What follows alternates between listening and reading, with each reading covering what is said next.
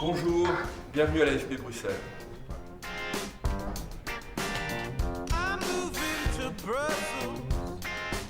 Le bureau de Bruxelles, c'est un des plus gros bureaux de l'AFP en Europe. C'est 15 journalistes qui travaillent en 4 langues.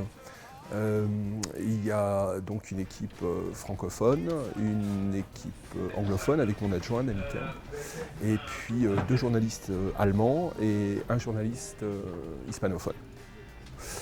C'est un bureau qui couvre les institutions européennes, bien sûr, la Commission, le Conseil, le Parlement. La couverture des institutions, c'est quotidiennement une conférence de presse qui s'appelle le Midday, qui est faite par la Commission et qui nourrit nos dépêches. Mais c'est bien sûr des sommets réguliers et extraordinaires, des réunions ministérielles, des ministres, agriculture, intérieur, affaires étrangères bien sûr, et puis l'OTAN, où on a des sommets également.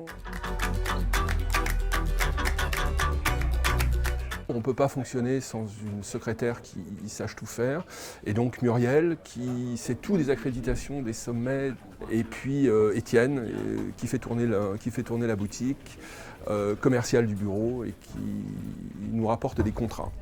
Alors ici on se trouve chez AFP Services, ça a été créé en 2010, on est 6 chargés de production à s'occuper des demandes de vidéos sur mesure pour des institutions, des entreprises et aussi des médias. Donc la photo, nous existons aussi, rarement au bureau, parce que c'est une grosse zone à couvrir, Benelux. On couvre le sport, on couvre la politique, on couvre l'actualité bien sûr. Je suis le seul staff, il y a John Tice qui est notre stringer principal. Nous avons aussi 2 autres stringers pour nous aider sur les institutions européennes. Voilà, c'est énormément de boulot, très diversifié, mais c'est un poste extraordinaire. We've had one crisis after another this year. Sometimes we don't even know which crisis someone else in the office is talking about when they're talking about the crisis. It started off with Ukraine. That was then replaced by the Greek crisis. And we had summit after summit, night after night in this building, basically going crazy, waiting for Greece to sort out its debt crisis. That was replaced by the migration crisis. Frankly, it's been an overwhelming year, fascinating, quite moving in some cases, but exhausting as well. Formidable, tu étais formidable, j'étais formidable, nous étions formidables. The Brussels Bureau to me embodies an international effort.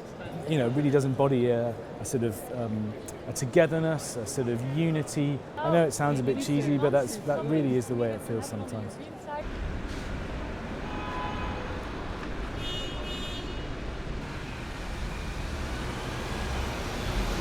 Bonjour, je voudrais une mitraillette s'il vous plaît. Oui, quelle sauce? Ardennaise avec de la sauce andalouse. C'est parti.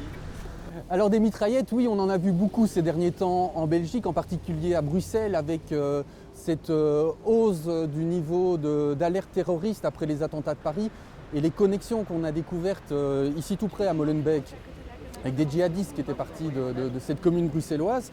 Mais la mitraillette, c'est aussi une spécialité culinaire assez improbable de la Belgique, assez compliquée, tout compte fait, bien à l'image du pays, avec ces 6 gouvernements, ces crises politiques interminables, qui demande beaucoup de pédagogie en fait. Il faut expliquer ce pays si proche et en même temps différent.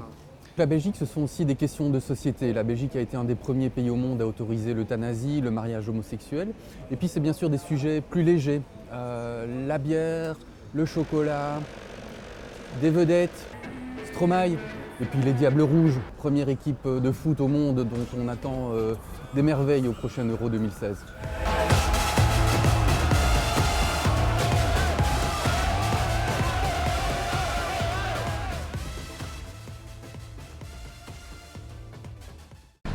Salut Philippe, on ne peut pas parler de la Belgique sans parler d'humour belge, sans parler des histoires belges évidemment.